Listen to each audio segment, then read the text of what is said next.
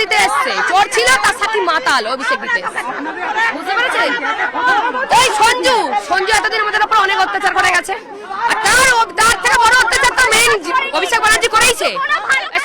অভিষেক ব্যানার্জির দমে এতদিন সঞ্জু আমাদের উপর অত্যাচার করে এসছে, তার জন্য ক্ষোভ যে একজন গেছে আর একজনকে পাঠাবো সেই জায়গায়, তবে ছাড়বো।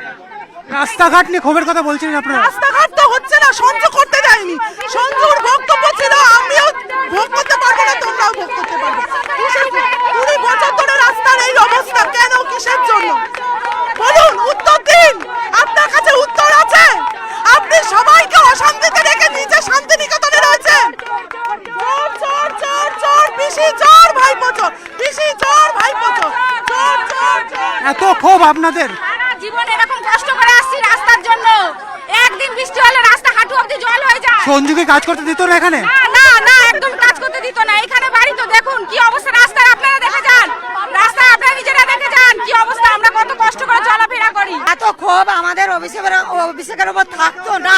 যদি অভিষেক একটা ভালো ছেলে মারা গেলে আসতেন তাহলে আমরা এত ক্ষোভ দেখাতাম না।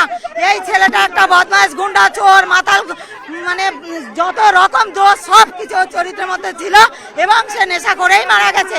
অথচ এই তৃণমূল পার্টি এবং তার কাউন্সিলর এই অভিষেকের কাছে মিথ্যা গল্প বানিয়ে আজকে সে যাচাই না করে এত দূর পর্যন্ত ছুটে এসছে একটা বদমাশ ছেলের জন্য।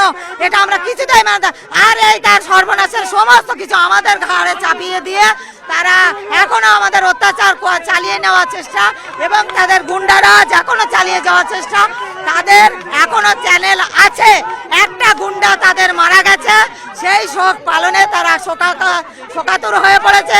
আরো কত গুন্ডা যাতে ওদের মারা না যায় সেই জন্য, সেই গুন্ডা বাঁচানোর জন্য, সেই গুন্ডার মরার দোষ আমাদের ঘাড়ে চাপানোর জন্য এত দূর পর্যন্ত অফিসে এই পরিস্থিতিতে এসেছে। আমরা যখন রাস্তা প্রথম তাকে বাধা সৃষ্টি করি, তারপরেও তার উচিত ছিল ফিরে যাওয়া, কিন্তু তিনি সবকিছু উপেক্ষা করে, আমাদেরকে উপেক্ষা করে সেই চোরের সঙ্গে চোর ফ্যামিলিকে বাঁচানোর জন্য আবার এত দূরে ছুটে এসছে। এই চোরটা ক্ষমা করা যায় না। এই ছেলেটা ক্রিমিনাল, এই রাস্তায় একটা আমাদের রাস্তা করতে দেয়নি, জানেন? রাস্তা কেন করতে দেয়? ও ক্রিমিনাল, তৃণমূলের দাদা, তৃণমূলের চোর। আর কি বলবো? আপনার কাউন্সিলর কাছে যেতেন তো রাস্তা দরবার? আমি তো 10 বার গেছি, আমি তো করি এখানে লিডিংটা আমি করি। আমি 10 বার করে অ্যাপ্লিকেশন দিয়েছি, এখানকার লোকালের দিয়েছি, এ করতে দেয়নি। এই জল দিতে দেয়নি, জল দিতে দেয়নি, এর আলো দিতে দেয়নি। আর কি বলবো আপনাকে? এটা ক্রিমিনাল ছেলে, এ মরে গেছে, আমাদের কোনো শোক নেই। পাড়ার ছেলে মরে গেছে, আমাদের কোনো শোক নেই। আমাদের নূতন মন্ত্রী হয়েছে শুভেন্দু অধিকারী, আমি দীঘার ছেলে, উনি যদি এসছে আমাদের দয়া করে দেয় তাতেই খুশি। এতদিন কি কোনো কাজ হয়নি এলাকায়? হয়নি কোনো কাজ। দেখুন আপনি, দেখুন, আরে একে কেউ মারেনি, একে ঈশ্বর তুলে নিয়েছে, ভগবান তুলে নিয়েছে। রাস্তাঘাট করতে দেয়নি, মানুষকে ভয় দেখিয়েছে, বলেছে মানুষকে মেরে দেব, বলেছে ভোটের রেজাল্টের পরে এই এলাকার সব মানুষকে গুলি করে মারবো। এমনি ওকে ঈশ্বর তুলে নিয়েছে। প্রচন্ড অত্যাচারী, ও নিজে আতঙ্কে মরেছে, আতঙ্কে, জনগণের আতঙ্কে, পাপের ভয়ে, পাপ তুলে নিয়েছে। কাউন্সিলর রাস্তা করতে দিচ্ছে না, কোনো রাস্তা করতে দিচ্ছে না, লাইট ফাইট কোনো লাগাতে দিচ্ছে না, তৃণমূল থেকে করছে না।